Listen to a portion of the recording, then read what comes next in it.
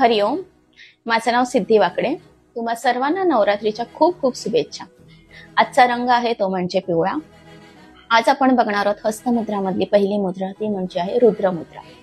रुद्र हे नाव संस्कृत मध्ये आलेलं आहे आणि त्याला भगवान शिवांचे एक दुसरं नाव म्हणून सुद्धा ओळखले जाते। तर रुद्र मुद्रा ही आपल्या सप्तचक्र जे आपले आहेत त्यातलं मणिपूर चक्र आणि त्याला इंग्लिश मध्ये सोलार प्लेक्सस चक्र असं म्हटलं जातं, त्याच्या रिलेटेड ही आपली मुद्रा आहे। तर ही मुद्रा कशी करावी हे आपण पहिले बघूयात।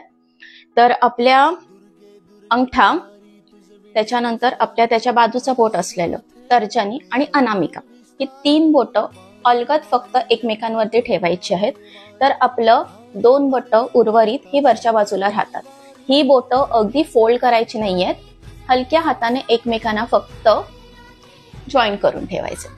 सेम जे आपण एका हाताचं केले, दुसऱ्या बाजूलाही आपण सेम तीच मुद्रा ही करून घ्यायची। अशा प्रकारे ही झाली रुद्र मुद्रा। ह्याची माहिती, ह्याचे फायदे आणि ही करताना काय खबरदारी घ्यावी ह्याची माहिती या पोस्ट मध्ये शेअर केलेली आहे। हरिओम।